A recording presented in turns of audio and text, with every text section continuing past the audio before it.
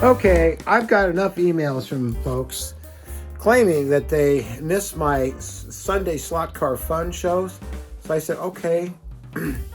I'm flattered. Thank you very much. You're also incredibly kind. But as I said before, that Slot Car Guy and Dave Kennedy, Slot Car News, and all the other videos they do combined really cover everything. I'm not going to tell you anything new, and I don't want to take away from their show. But for some reason, you guys like my show. I don't know if it's because of my Hollywood background and all the movies I've worked on and all that stuff, and I happen to be into slot cars and airplanes and RC cars and a lot of other stuff. But airplanes and slot cars are my life. I just love it. This place is a mess right now. I mean, I do free flight aircraft as well. This is a Hinkle HE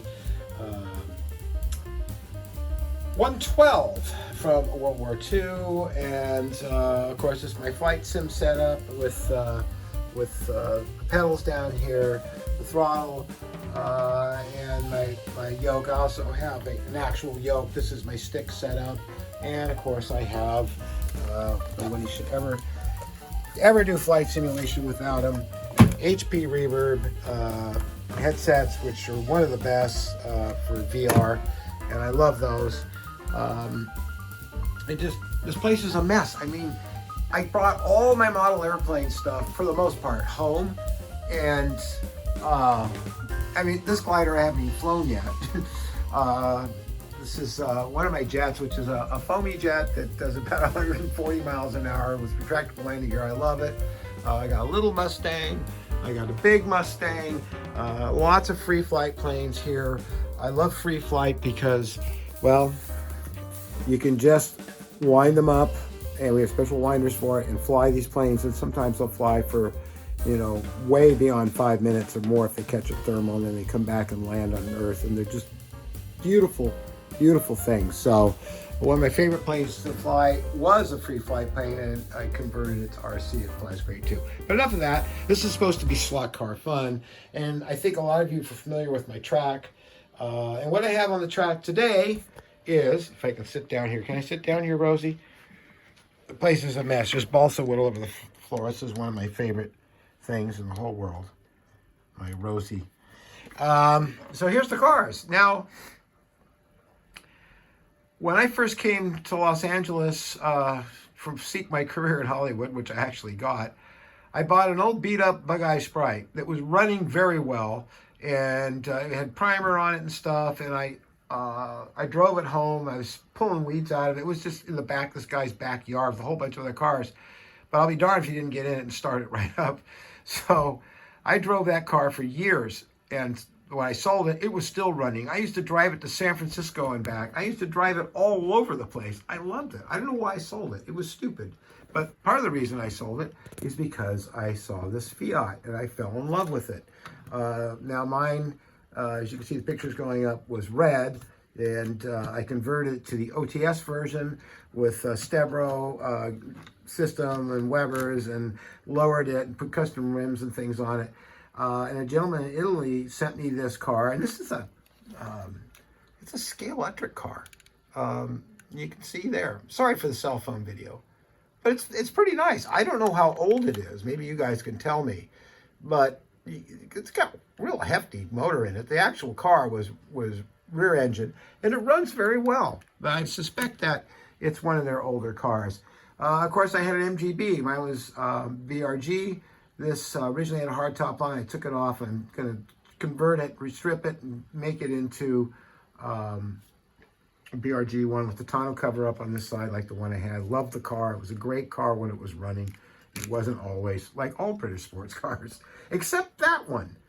I mean, this little Bug-Eye Sprite was a great car. I never had a problem with it. Maybe all Austin Healey's were like that. I don't know. I forget how I ended up with a Cortina. Well, yeah, I remember. I wanted a Lotus Cortina. Well, I was still living with my mom, and I don't think I was quite out of high school yet. And well, firstly, I wanted a Lotus Super 7. She wouldn't let me get it. When she saw the car, even though it was my inheritance money. She wouldn't let me have the car because she thought I'd kill myself in it. And she might have been right. And then I found a Lotus Cortina. Same thing there. It was an extremely fast car and right-hand drive, so she was worried about that.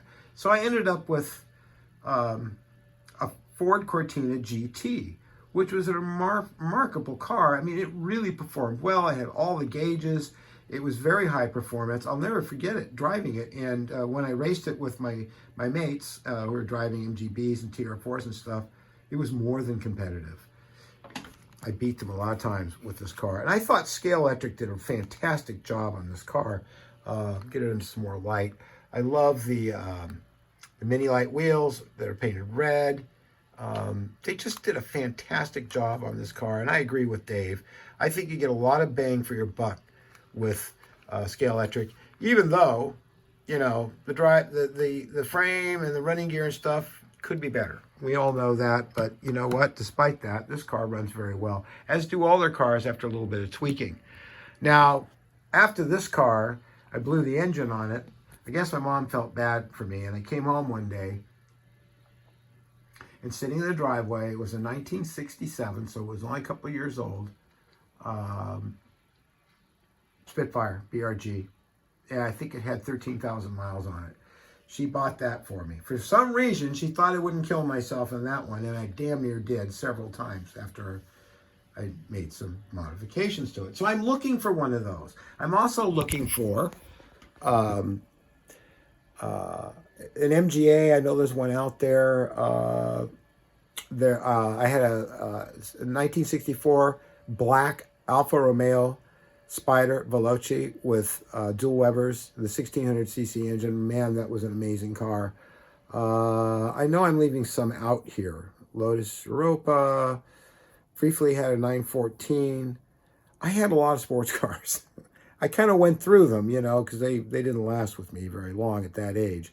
So currently I have a 1985 Nissan Z31, or as they call them in Australia, New Zealand, and England, a Z31, which is really a remarkable sports car because it's the only sports car I've ever owned that's never broken down on me.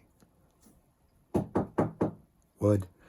I mean, really, the car is in immaculate condition because I've take good care of it, and I had it repainted and the interior redone, the seats redone, and a lot of other stuff on it. So the car looks like brand new still. Haven't been able to find one of those in 1/32nd scale either, and boy, would I like to have it since it's my current sports car. So that's a little short history about my sports cars. I had a group of guys. We used to race illegally on backcountry roads and in Marin County.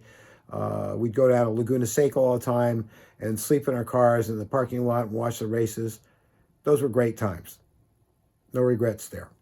So maybe I should run one of these cars. I'm going to put the Bug-Eye away. The Bug-Eye I built my own frame for, which was like my first one I had done since I did better ones when I was a kid. It's ugly. You see the drive shaft? I was trying to put the motor where the motor is in the actual car, and it worked very successfully with one small problem. The drive shaft keeps slipping, and it's slipping currently, or I'd run it for you. The MGB, it runs great. You know, it's Scale Electric. I'll run this one because it's pretty amazing, and I'll run this one, which is also amazing. So I'll clean the tires first. Tires clean, and this is Rosie's favorite spot she's found underneath the slot car set, and she's got a bed down there, and you know she loves it. So always nice to have company. So I'm going to run the Fiat. I'm trying to follow this and drive the car at the same time, which you know I can do. Oh, you're probably noticing that back there. Lovely car. We'll talk about that another time. One of the best running cars I have. That Bentley's not bad either. All right. For some reason it slowed down. I haven't run it in a while, so maybe it just needs to get warmed up. It really sounds like an organ grinder, but it's got a heart of gold.